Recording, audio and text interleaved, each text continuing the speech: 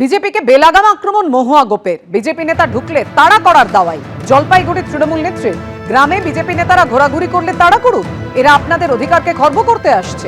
দলীয় সভা থেকে কর্মীদের নির্দেশ তৃণমূল জেলা সভানেত্রী।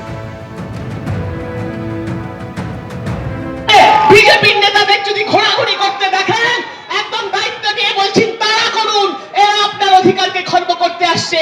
তাড়া করতে হবে, মায়েরা তাড়া করতে হবে। আজকে মায়েদের সম্মানে আঘাত করে যারা, যেই নেতারা বলে লক্ষ্মীর ভান্ডার যারা নেয় তাদের ঘরে বন্ধ করে রাখার নিদান দেয় বিজেপির নেতারা।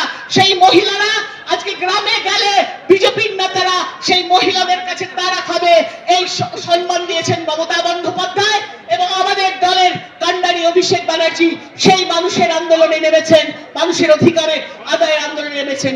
এগুলো শুনে আমরা ভয় পাই না। এখানকার মণ্ডল সভাপতিকে দুদিন আগে মেরেছে এই সভাটা বানচাল করার জন্য।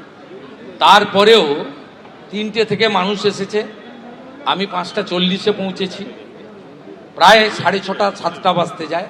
এখনো অন্তত চোখের সামনে যা দেখছি 1000 দাঁড়িয়ে আছে। সভাতে তো এর 4 গুণ লোক ছিল। অতএব কেউ ভয় টয় পায় না, ওসব দিন কেটে গেছে। ভয় তৃণমূল কংগ্রেসই পায়, ভয় আমাদের লোকেরা পায় না। আর এসব বাজার গরম করা কথাবার্তা যারা বলছে তাদেরকেই পালাতে হবে, পালিয়ে মোল্লা ইউনূসের কাছে যেতে হবে। বিরোধী বিধায়কের নাগরিক পরিষেবার কাজে নিরন্তর বাধাদানের অভিযোগ তুলে 24 ঘন্টার অনশনে শঙ্কর ঘোষ। সকাল 8টা থেকে শিলিগুড়ির হাতিমোড়ে নেতাজি মূর্তির নিচে অনশনে বিজেপি বিধায়ক। তৃণমূলের নির্দেশে প্রতি পদক্ষেপে তার কাজে বাধা দিচ্ছে প্রশাসন, অভিযোগ শঙ্কর ঘোষের। তার আরও অভিযোগ, জেলা শাসক কার্যত তার সঙ্গে কথা বলেন না, সময়ও দেন না। 5 বছর কাজ না করে এখন নাটক, পাল্টা কটাক্ষ শিলিগুড়ির মেয়র গৌতম দেবের।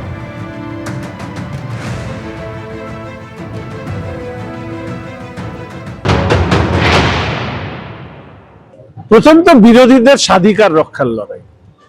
গত 4.5-5 বছর ধরে এই লড়াই বিধানসভার ভেতরে বাইরে আমরা করেছি। ভারতীয় জনতা পার্টির বিধায়করা আমরা এই লড়াই করেছি শ্রমিকদের নেতৃত্বে, শুভেন্দুদার নেতৃত্বে। এই যে আপনি উদয়ন সমিতির কথা বললেন, 5 লাখ টাকা 34 লাখ টাকা কি দেখানোর জন্য? বিধায়ক কাজ করে না, বিধায়কের দ্বারা কিছু হচ্ছে না, 5-এর জায়গায় 34।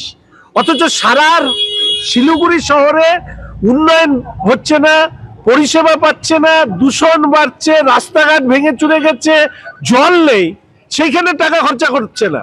করছে কোথায়? শঙ্কর যেখানে কাজ করবে ওকে কাজ করতে দিব না। সেইখানে গিয়ে হয় এনবিডিটি, নয় এসজেডিএ, নয় রাজ্যের সরকার কারো একটা নাম করে টাকা নিয়ে এসে কাজ শুরু করছে। যতগুলো এমএলএ এমপি আছে, কারোর তো হচ্ছে না, ওর কি অসুবিধা আছে আমি বুঝতে পারছি না। এটা যদি ও প্রচার করতে চায় তাহলে তো কেউ বাধা দিতে পারবে না। গণতান্ত্রিক দেশ, স্বাধীন নাগরিক, উনি করতে পারেন। যদি সত্যি কাজ চান তাহলে ওনার উচিত যে বসে নিয়ে এটা ঠিক করা। কোনো কাজ যদি নদীর ধারে হয়, ইরিগেশন যদি সেখানে আপত্তি থাকে, রেলের জমিতে রেলের এনওসি নিয়ে দেওয়া উচিত। ভোট যতই কাছে আসছে ততই রাজনৈতিক বাগযুদ্ধের আঁচ ক্রমশ চড়ছে। আর এদিকে ভোটের আগেই ফিরল এই বাংলার সেই চেনা সন্ত্রাস। বিজেপি কর্মীকে সপরিবারে পুড়িয়ে মারার চেষ্টার অভিযোগ সামনে এলো। ভোটমুখী রাজ্যে চাঞ্চল্যকর অভিযোগ বাঁকুড়ার ওন্দার নন্দনপুর গ্রামে। গভীর রাতে বাইরে থেকে শিকল তুলে বিজেপি কর্মীর বাড়িতে অগ্নিসংযোগ করা হয়েছে, পুড়িয়ে মারার চেষ্টা করা হয়েছে, এমনই অভিযোগ।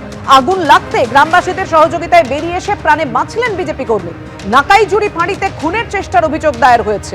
বিজেপি কর্মীর ওষুধের দোকানে ভাঙচুর ও লুটপাটও চালানো হয়। বিজেপি কর্মীর পরিবারের সবাই ঘুমোচ্ছিলেন, দাবি স্থানীয়দের। দেখছেন কিভাবে লুটপাট ভাঙচুর চালানো হয়েছে।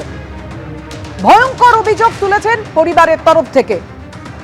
বাড়িতে পেট্রোল ঢেলে বিজেপি নেতাকে পুড়িয়ে মারার চেষ্টা করা হয়েছে, মারাত্মক অভিযোগ পরিবারে। পুড়ে ছাই হয়ে গেছে বাড়ি, দেখতেই পাচ্ছেন আপনারা। প্রথমে যে বসত বাড়িটা, তাপস বাড়িকের যে বসত বাড়ি নন্দনপুর গ্রামে, তোমাকে প্রথমে বসত বাড়িকে ছবিটা দেখাবো। যেটা অভিযোগ করা হচ্ছে এই বসত বাড়িতেই সেই সময় তৃণমূল আশ্রিত দুষ্কৃতীরা আসে এবং বাড়িতে যে শিকল লাগিয়ে দেওয়া হয়েছিল, এই যে শিকলের ছবি তোমাকে দেখাচ্ছি এইখানেই, এই শিকল লাগিয়ে দেওয়া হয় এবং শিকল লাগিয়ে দেওয়ার পর বাইরের দিক থেকে পেট্রোল দিয়ে আগুন লাগায়।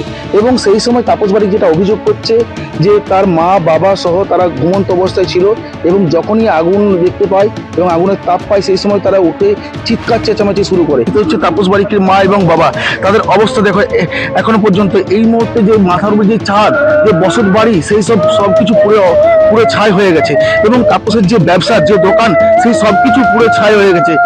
আগুন লাগিয়ে দেয়, সামনে পুড়িয়ে ছাড়খার করে আমার সবকে সর্বস্ব ছাড়খার করে দিয়েছে। আমার কিছু নাই, আমার দাঁড়াবার তাই নেই। আর আপনারা কাদেরকে অভিযোগ করছেন? কারা? আমরা অভিযোগ করছি আমার পাড়ার গায়ে নেতা, এই যে নেতা ছায় পাশের নেতা ছিল তৃণমূলের, তারা অভিযোগ করছে। আমার তো কিছু নাই, আমরা থাকবো তারও জায়গা নাই। একটু ঘর ছিল আমাকে পুড়িয়ে করে দিল, আমাদের থাকবার নাই, আমাদের গাছতলে থাকবার আমাদের টাকা পয়সা নাই। সকালে আক্রান্ত বিজেপি কর্মীর বাড়ি ও দোকানে যান অমরনাথ শাখা। তৃণমূল আশ্রিত দুষ্কৃতীদের কাজ, অভিযোগ ওন্দার বিজেপি বিধায়কের। এবিপি আনন্দ, এগিয়ে থাকে, এগিয়ে রাখে।